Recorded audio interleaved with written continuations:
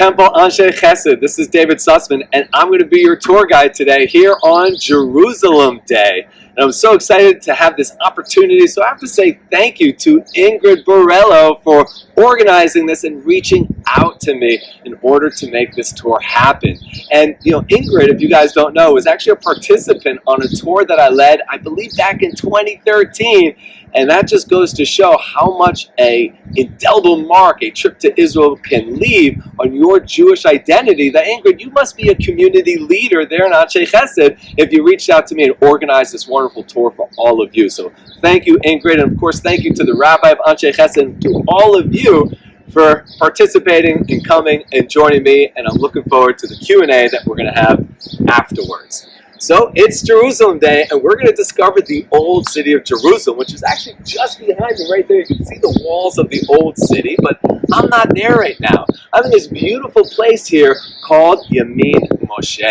And Yamin Moshe, coupled with Mishkanot Shananim, was one of the first neighborhoods to be built. Actually, it was the first neighborhood to be built outside the old city walls in the year 1860 in order to alleviate the pressure that was forming in the old city as thousands of Jews were returning to our ancestral homeland, the land of Israel, in the beginning of that modern Zionistic period. Of course, we say the first Aliyah begins in 1882. We're talking about the pre-Aliyah, which is already in the middle of the 19th century. Mostly religious Jews, very devout from Eastern Europe, who finally saw the opportunity as steam-powered engines made travel across the continents easier and steam-powered ships. And where did they decide to come? They decided to come home. They decided to come to Israel. But our tour is not about the modern city of Jerusalem. Our tour today is the old city of Jerusalem. So come join me as we head into the old city.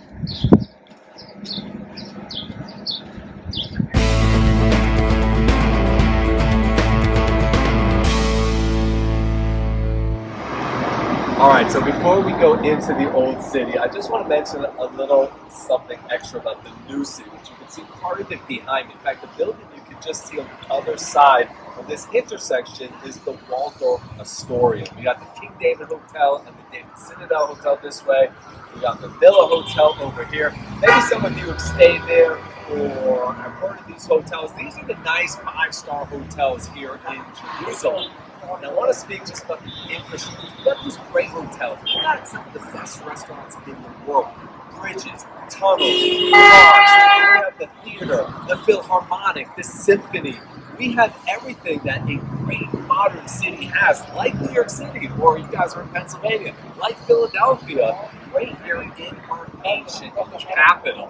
And we are now going to walk through the bridge, right? We're going to walk through the bridge that takes us from the modern city of Yerushalayim to the old city of Jerusalem. It's called the Mamilla Shopping Plaza. So come with me as we walk through the bridge.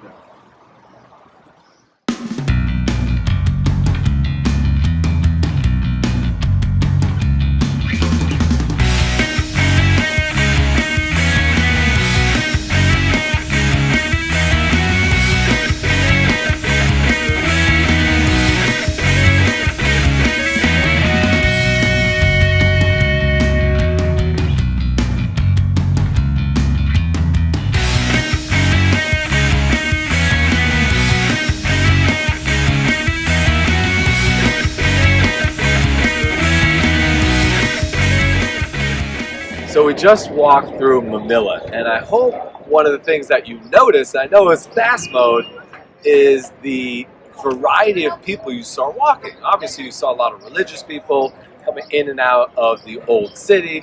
You also saw secular Israelis walking through the Mamilla Mall, and you also saw a lot of Arabs, some religious, some not, walking through the Mamilla Mall. One of the things that was accomplished in the reunification of Jerusalem, which is what we're celebrating right now, is the reunification of Jerusalem. People around the world celebrate the reunification of Berlin and the falling of the Berlin Wall. Well, they should be celebrating the reunification of Jerusalem in the same way. Because for 19 years, between 1948 and 1967, Jerusalem was divided by barbed wire and minefields, which was known as the Green Line. Why was it called the Green Line? Well, at the end of the War of Independence, a ceasefire, not a peace treaty, but a ceasefire was drawn between Jordan and Israel. And they marked their positions with a green crayon. They drew on the map on a green crayon where their positions were, and that is why it's called the Green Line. And I'm standing on what would have been the Green Line right now. So Jordan would be the old city behind me, and everything we just came from, the new city of Jerusalem, would have been Israel. So we are celebrating the reunification, the falling of those barbed wire fences, the clearing of the minefields, and once again, and this is what I wanted to press from the very beginning, is that for the first time really in history, you have freedom of religion for all peoples, that all peoples can pray according to their faith. And we know Jerusalem is the center of the three major monotheistic religions: Judaism, Christianity, and Islam. And so one thing I want you to know as we're walking through the old city is you'll see people from all different walks of life. You'll see religious Jews and secular Jews. You'll see religious Arab Muslims and secular Arab Muslims. And you'll also see Christians, whether they're European Christians, Arab Christians, or Christians from various places around the world. It's the reunification that I really want you to focus on, and of course the peoples from all around the world with different faiths coming together, because that is the peace of Jerusalem that we're all praying for. Okay, so let's head now towards the old city. And one of the things I want you to take note of is the gorgeous walls that you can see here in the old city. And a lot of people always ask, how old are the old city walls? Well, they're really not that old according to Jerusalem time. They're only about 500 years old, and they were built by Suleiman the Magnificent around the 16th century CE, 1517 CE, the Common Era, right? You have BC and AD, is the academic, non-religious term for the Common Era, right? AD is after death and BC is before Christ. So I use BCE and CE. So 1517 CE, Suleiman the Magnificent, Suleiman, which is Arabic for Solomon, Shlomo in Hebrew, Shlomo Melech, Solomon, and he's going to build these walls around Jerusalem. So they're only roughly about 500 years old, and you can even see an Arabic inscription commemorating the commemorating the finishing of this of the wall, and the inauguration. Here we just have a little map of the old city. We just came in through Jaffa Gate, and we're going to be walking down and ending our tour at the Western Wall. In order to get there, we're going to walk through the Armenian quarter, the Jewish quarter to the Western Wall, but there are four quarters to the old city. You have the Muslim quarter, and you have the Christian quarter as well.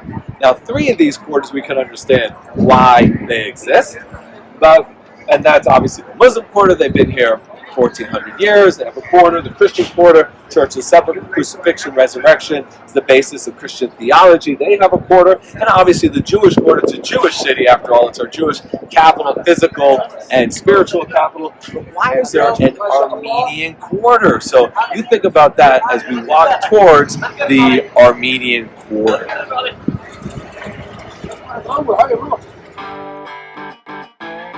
So before we get into the Armenian quarter, I just wanted to point out two quick things over here. One is the Arab market that you can see over here down to my left. And for me, this brings a lot of joy because this has been closed pretty much for the last year, as it really thrives from tourists who are visiting the old city to buy their tchotchkes and their knickknacks and souvenirs and bring back home. And obviously without tourists, there was really no business. But as the borders are opening up, people are coming to visit, and of course Israelis are getting out of their homes in the cities that they live in and are doing shopping themselves. So you can see that the shops are opened up. You can see some of the various items that they sell over here, and really I can't think of another place in the world that you can buy a mezuzah, a kippah, a cross from Christian cross from a guy by the name of Muhammad. So that's pretty unique, I think, here to Israel. And also I wanted to point out is this structure here you can see behind me. This is the Tower of David, right? King David. But it wasn't built by King David. This was named the Tower of David by the Crusaders. It was actually built by King Herod, who built Caesarea and Masada, and of course the temple that we think of in the Western Wall that we're about to visit. He is the architect and the one accredited for building these monumental sites. However, he's not that great of a person, great architect, but really it was up to us. We call him Herod the Horrible because he committed many atrocities against the Jewish people and against various people living here in the land of Israel. He really ruled with an iron fist. So let's continue as we walk towards the Armenian quarter.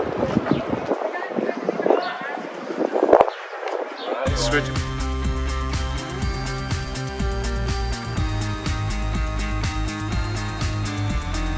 We're in the heart of the Armenian quarter right now. Perfect place to talk about the Armenian people and what they're doing here in Jerusalem. So the Armenians, believe it or not, actually have a history here that dates back to the Second Temple period, or at least the end of the Second Temple period, 2,000 years ago, the year 70 CE.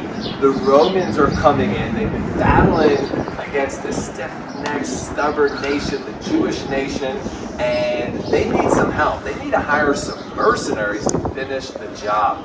And they reach out to the Armenian people, hire them as mercenaries, and they're actually here. The destruction of the Second Temple, they're also hired to move on to the Judean desert to the fortress of Masada, and they're there at the fall of Masada as well. And one of the things that the Romans promised them was at the end of the war, they could have a section of Jerusalem, and instead of being mercenaries, they could become merchants, and that's exactly what they did. However, in the 4th century, they, as a people, I believe in the year 315 CE, again the Common Era, they converted as a people to Christianity, the first nation to officially do that, and they turned Jerusalem into their spiritual headquarters. However, most of the Armenians who live here today, there's roughly about 2,000 families that live here in Jerusalem, do not date back from the destruction of the Second Temple, but rather arrived here during the Armenian genocide, which America just officially recognized, the Armenian genocide that the Turks committed against the Armenian people. And 1.5 million Armenians were killed during that time. And you can see some maps over here that are kind of weathered. I'm sure when the tourists really start coming back, we'll put some new ones up. But it explains the systematic process that the Turkish people used in order to commit this genocide. Again, 1.5 million Armenians were killed at that time. Those that could flee fled to Jerusalem. First of all, there was a lot of international powers that were here already that could protect them, but they also had their church and a quarter here in the Old City. And that is what the Armenians are doing here in the Old City of Jerusalem, and why they have a quarter. So let's just take a short little walk into the Jewish quarter, and we'll start talking a little bit about the Jews here in the Old City.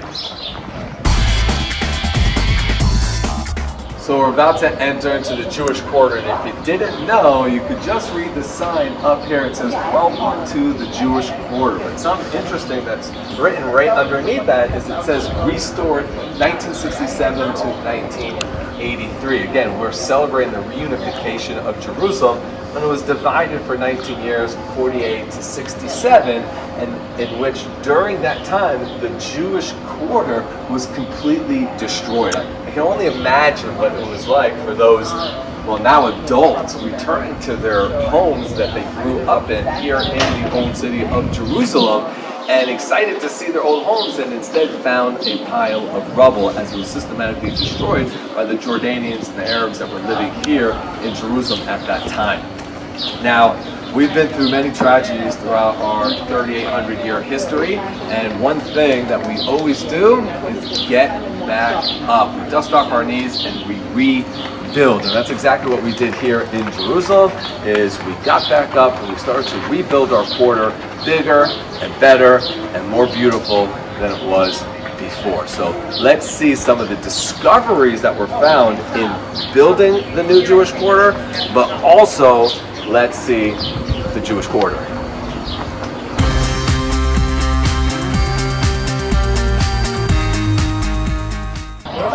So as they were digging the foundations to build some of the new apartments you can see all around here in the Jewish quarter, they discovered a lot of archaeology. Some of it actually dating back to the first temple period. So rather than just repairing, renovating, rebuilding literally their own homes that they grew up in, or their parents or grandparents' homes, they actually discovered the homes that belonged to their great, however many greats ago grandparents who lived here in Jerusalem during the first temple period and the second temple period. However, the ruins that we can see just down below over here really have nothing to do with the Jewish people, but in the end, it has everything to do with the Jewish people. And what am I talking about here? This is a Roman cardo. The Romans destroyed the second temple, and about 70 years later, a great warrior by the name of Bar Kokhba rises up, and he leads this remnant of the Jewish people to rebel against the Romans again. But this time, we're so successful that we actually throw out all of the Roman soldiers and Roman officials from our land. We start to print our own coins, and we draw blueprints to rebuild the Beit HaMikdash, to rebuild the temple here in Jerusalem. In fact, many people thought that this Bar Kokhba was the Messiah, that he was the Mashiach, including Rabbi Akiva, who was one of the most famous rabbis, really, of all time. But with absolute power, corrupts absolutely, and Bar Kokhba started to do things that weren't so halachic, they were not according to Jewish law. And some of the rabbis start to take away their support from him. And at the same time, Hadrian, who was the emperor of Rome, comes in with half of the Roman army and completely destroys this rebellion that's going on and demolishes Jerusalem to its very foundation. Not one building is still standing after the wrath of Hadrian. And he builds, and instead he builds in the city of Jerusalem a Roman pagan city, and he renames Jerusalem Ilio Capitolina. And every Roman city anywhere in the world has a cardo that runs north to south. That is the main heart of the city. It's the main shopping district of the city, and that's what we have over here. But I want you to take notice of something very, very cool. Take a look at the top of the pillow over here. You're going to notice a stone. Somebody placed a stone. There used to be a lot more, but they must have recently cleaned off the tops. You have a stone over there, and I used to live here in the old city for about 4 years. I've been guiding here for 12 years now, and I used to see those stones, and I used to think to myself, how amazing is that the Jewish people have placed these stones in order to remember and to commemorate those Jewish slaves that were forced to build this cardo for the Romans in the year 135 CE. That was until one day I saw these little hippie Jewish kids that had like white kippahs with little pom-poms on the top and said "Na Na Nachman" on it, and they had little stones in their hands, and of course they had their payot, right? They had the side locks that went down to like their knees, and they were taking these stones and they're seeing who could throw one up to land exactly on the top of that pillar. And I started to laugh because I thought to myself, how amazing is that those stones, which I thought represented death, in reality represented life. The rebirth, the renewal of the Jewish people here in our eternal spiritual capital, making it also our physical capital, the seat of our government here in the Medinat Yisrael, the state of Israel, to go along with our holy capital in Eretz Yisrael, the land of Israel. But the most amazing part about this is that you can walk on the cardo and the stones that maybe one of your great-great-grandparents were slaves during that Roman period actually put that stone down there. And I always think to myself, how amazing would it be if you had a time machine and you go back 2,000 years, roughly 2,000 years, and go to your great-great-grandfather, or the Jewish person who was a slave, who was about to die underneath the boot of Roman oppression, say, hey, don't worry, in 2,000 years, your great-great-grandchildren will be visiting Israel and walking on this path. And he would look up at you and say, I know. Are you coming in? And what does it mean he knows? He would say, I read the book of Zechariah, one of the prophets in the Bible, who says there will come a day, even though it'll be unfathomable to you. Think about how unfathomable it would be to even just 80 years ago during the Holocaust, that you were to go to some of the Jews in the camps and say, hey, don't worry, in 5 years' time, in 48, there's going to be a state for the Jewish people that they'll be able to protect themselves in our ancestral homeland. They would be like, that's unfathomable, I can't even think of that, that's crazy. Even though it says, even though it'll be unfathomable to you, there'll come a day where I'll gather my people from all corners of the world and bring them back into Yerushalayim, and you'll see children playing in the streets, an old man with staff in hand, and I will be a God to them, and they will be my people to me. Well, we're living in that right now. We're living in that time. And as we walk through the old city here in the Jewish quarter, take note of the kids playing here in Jerusalem, in the old city, and the old man with staff in hand. Let's go.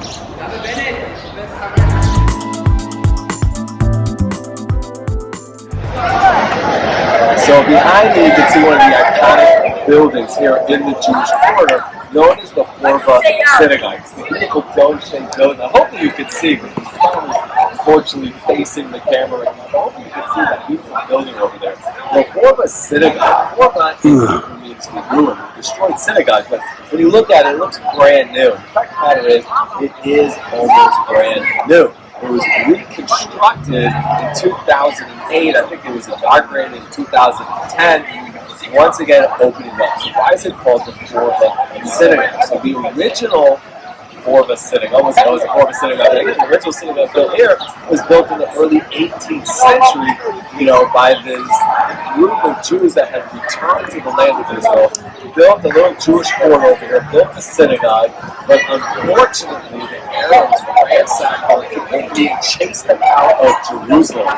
And it wouldn't be until the middle of the 19th century, again, during that population explosion of Jews were once again returning to the land of Israel due to the steam power engine, people settling once again here in the old city, that they rebuilt, and was followers of the building of the great rabbis of what would become Lithuania, and that unfortunately was destroyed in 1948 during the War of Independence, because that's the highest point in the entire old city, actually. And it serves as a strategic point for defenders of the Jewish quarter who could fire, sniper fire even, on the Jordanian forces.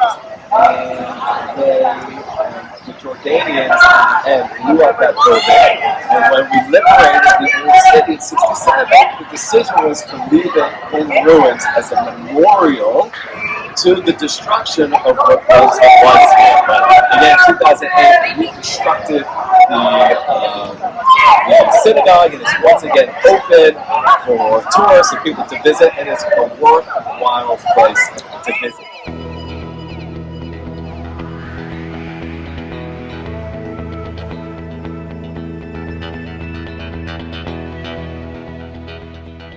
So behind me you can see the Western Wall and of course the Dome of the Rock. The Dome of the Rock actually stands exactly where the temple stood. And the reason why the temple stood there and the temple can only stand there is that according to our tradition, according to Jewish tradition, this is the point where everything metaphysical, everything spiritual, everything infinite, everything beyond our finite reality and understanding comes down and gives life to this world and existence. It's really the center of the universe. You have your physical Big Bang.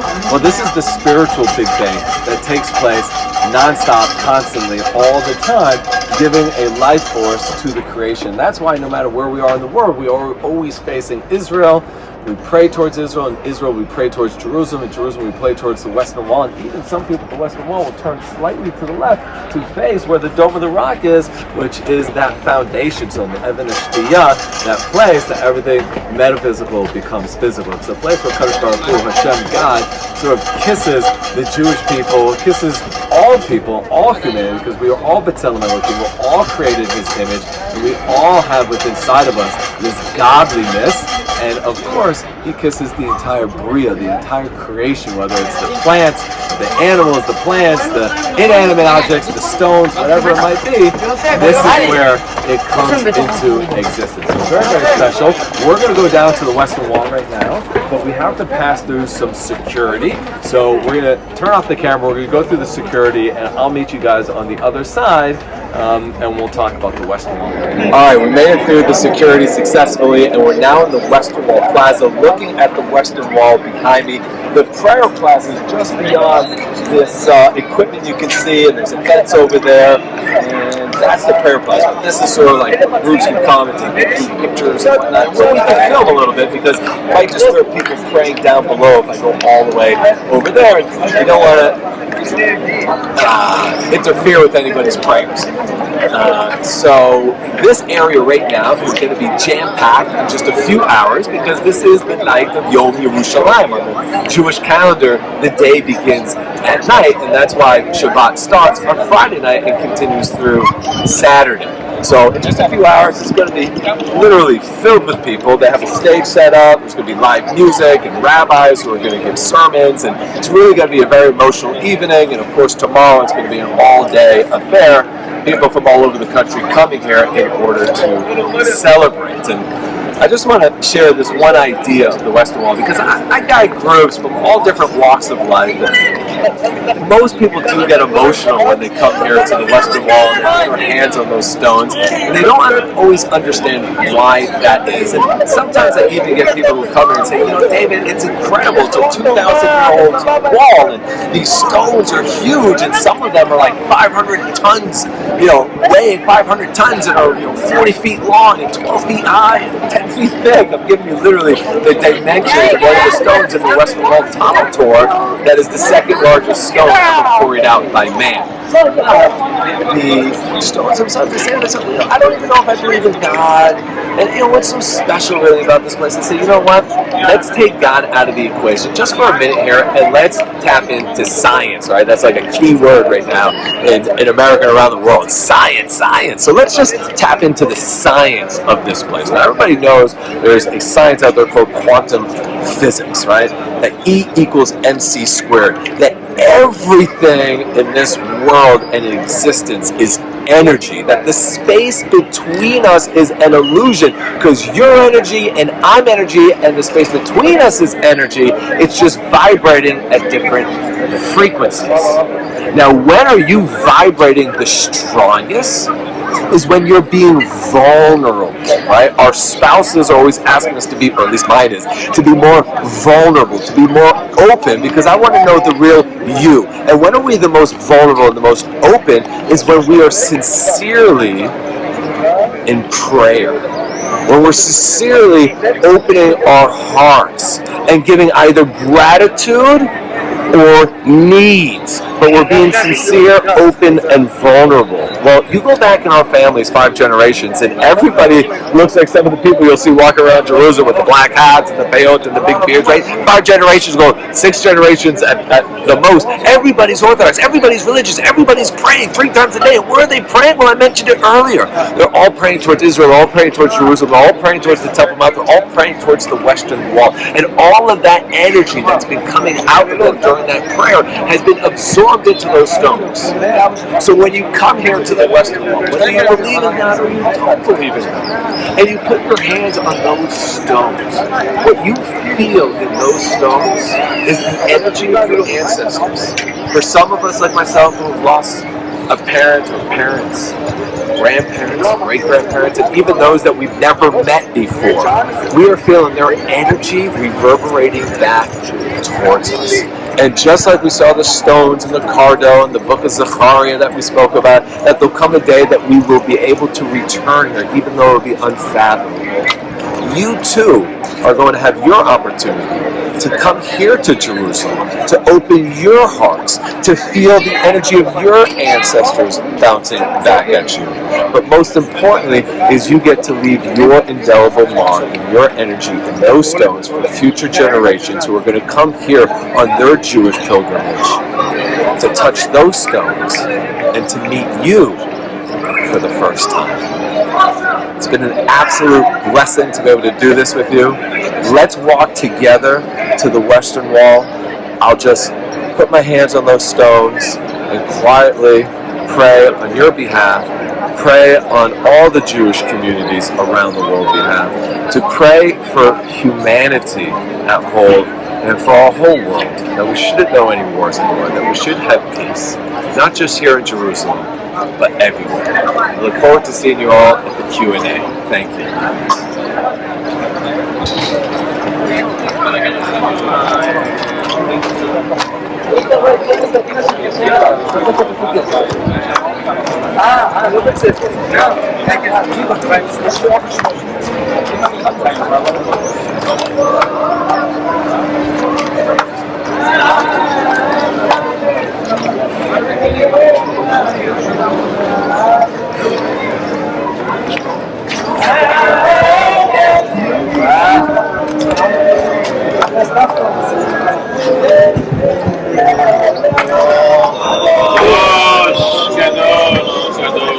أنا آسف طبعا كيف